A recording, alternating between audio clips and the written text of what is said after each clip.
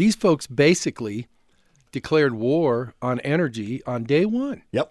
And even though they've come out a couple times and said, hey, we're trying to do this, encourage this or that, nothing can speak more clearly than the fact that they canceled a bunch of leases, which heretofore had been fine. One in Alaska, some in the Gulf, where you're going. Don't tell me that you really are concerned about this. You are clearly against fossil fuels. You have ignored, and listen, well, he said so. We got to give him credit for that. At least he's doing what he said he was going to do. It still ain't very good. Well, yeah, but now that he's doing it, and it's like, well, there's impacts, and because remember, your question was inflation. Leading the charge is fuel to produce food, fuel for people to travel in their cars, go to work or whatever, fuel to haul stuff to grocery stores, supply chain. And so there's plenty to talk about, but make no mistake, it's fuel and what it costs in the war on that before you get to, the old American Rescue Plan where people are going, oh my God, the deficit. And it's like, yeah, there was $4.5 trillion that fit the old Rahm Emanuel thing. Oh, goodness. Where it was like, you never want to waste a good emergency. So let's call it all COVID and then put through a bunch of money. And it's like, well, part of it is there's too much money. And it's just like, well, yeah, it's probably worth noting who didn't vote for Build Back Better. And no disrespect to my contracting pals, but the infrastructure thing, quite frankly, where it requires taxpayers to pay for building electric charging stations, one of the things, Dan, every 50 miles. Now, I know that you're not geography challenged, but you drive from here to Vegas, you drive from here to Ely, you drive from here to Elko. It's like, really? There's really not a wide spot every 50 miles. And you start thinking about all of that stuff where it's like, hey, we don't care about the facts or the impacts. We're pursuing this at a time when China is continuing to create between 25 and 30% of all of the carbon-based emissions in the world. And you know what we're requiring from them? Nothing. Yeah. I've said that very often. We can do all the cutting back and cutting of carbon and all of that we want, but if Russia and China don't play ball, it's not going to really mean anything. Here's the other thing that nobody's talking about, but I can't imagine why in the national press. Nobody's talking about the progress that we've made in this country on fossil fuel emission, cleaning it up. Nobody's for dirty air. It's like, guess what? It is possible to generate electricity with coal in a much more responsible fashion than 30 years ago. It's been that way for a while, too. Correct. The tailpipes and smokestacks of trucks that are delivering goods to your retail outlets or cars that you're commuting in, those emission statistics keep getting better. That doesn't mean that electric isn't a big part of the future and we shouldn't continue to pursue that. But to basically try to put a gun to America's business and individual heads and say fossil fuels will bear no part of your transportation when you're like, well, how are you generating that electricity? Mm-hmm. Anyhow, you kind of. Well, there's one more thing. There's one more thing too, as you mentioned the oil and gas leases. Not only has he says we're opening all that back up, but he's put as many roadblocks in place as he can, including jacking the royalty payments up about 50%.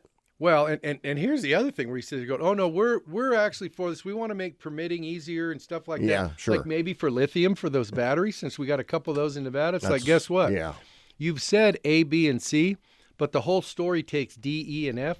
And guess what you've changed in D, E, and F for permitting for those people in Nevada? Yeah, and by the way, the environmentalists don't like lithium mines either. So they're fighting those every chance they get too, right? That's because all mines are evil. I mean, of course. It's impossible to extract minerals in a responsible environmental manner. It's like, well, I don't know. These companies have been doing a pretty good job of it for the last 30 years here in Nevada. Yeah. Congressman Mark Amodei is here with us on the Dan Mason Show, News Talk 780, KOH. Hearing a lot of talk about recession, possible recession. The list of things that are kind of wonky in the country is pretty big. Are we digging ourselves too deep a hole to get out of here?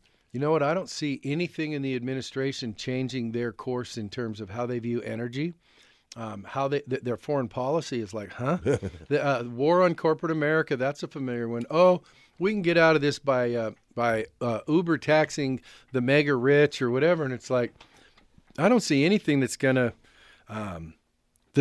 change this trajectory. I hope I'm wrong, but I think the next 2 years are going to be tougher than the last year and a half.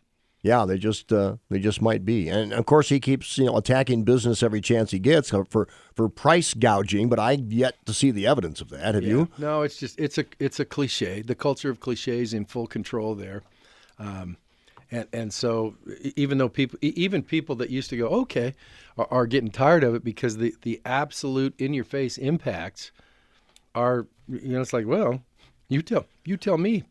Whether it's baby formula, whether it's child care, whether it's driving to and from work, whether it's finding some tires to put on your car, buy a plane ticket. I mean, there's no safe haven for what these folks' agenda is bringing. Yeah, you mentioned the baby formula, so that's been the big news the last couple of days. It seems the sudden shortage of baby formula, something that's actually been going on for several months now. We just haven't heard much about it.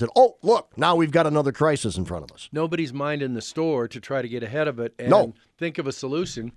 You're in trouble when it's the blame game instead of how do you fix this? Yeah. What do we need to do different to keep whatever on the shelves, if that's what it is, or to keep trucks running at something other than what the heck's diesel up to now? I mean, it's I don't gas. even know if I want to know that. Yeah. Is there anything? Everybody knows what the problem is, whether it's baby formula or something else, but the baby formula in particular is really a scary kind of situation. I heard a story today that we're delivering pallets of baby formula to the southern border, so we're apparently being illegal is better than being a citizen now. Well, and not only that, is after you get your baby formula, they're going to get a plane to come that you can load up onto. Sure. In the middle of the night. If it was that righteous a thing, wouldn't you do it during at noon or 1 o'clock? In the middle of the night, and we're going to sneak you into someplace else away from the border. The bad news for them is once they take their free ride, there may not be as much baby formula available wherever they're taking them, huh? Yeah, they might be better off, not going there. The real question is on the baby formula issue. There's a lot of talk about it today. What could the president and maybe Congress do? What can you do to speed this up? We're kind of in trouble because none of this kind of stuff happens fast. You just can't snap our fingers and make more tomorrow. Well, first of all, that the one plant that they're talking about in Michigan is like, what was the problem? What was the impure product? Whatever. What caused the recall? Fix that. In other words, fix it now. Now you say, well, they called it potential salmonella, so I don't even know if it was actually real. And it's been 3 months. Get some more testing in there so you can test it more robustly, but keep them cranking that stuff out. And so, the thing that, and this is just reality. I mean, listen, nobody's ever accused Congress of being nimble, okay? But the reality is, the vast majority of the federal workforce works in the executive branch. So whether it's the Food and Drug Administration, whether it's Department of whoever it is, so those folks that are about food purity that's a federal thing. So you get your FDA head guy or girl in there and go, I want you to get up there and give me a plan to have those guys back online in a week. Well, it's been months, and so you sit there. Well, now it's like when your priority is agenda and not solving problems, this is what you get. Well, you have to ask yourself, what has the FDA been doing about this in the 3 months since they shut the plant down? Apparently little or nothing. That's what it appears to be. And then when you say, well, we got to get them going against, oh, my God, there's this, there's that. It's like, hey, cut through whatever and get it going. And even if they do that, what I did hear this today, that it's probably going to take a couple of more weeks, I heard one person say today, for the FDA to reauthorize the plant, then another couple of weeks to get the plant up and running, then 6 to 8 weeks before any of it shows up in the stores. That's not fast. And the other thing is nobody should accept that. It's like, hey, we're up there now. What do we need? It was kind of like when Donald Trump and they're going like, hey, it turns out ventilators weren't a great idea, but at the time it's like, we need more ventilators. They use the Defense Production Act. Yeah. It's like, okay, well, let's start making them.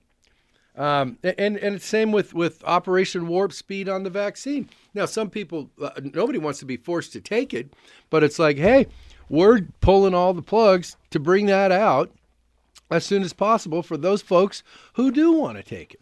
He's Congressman Mark Amodei.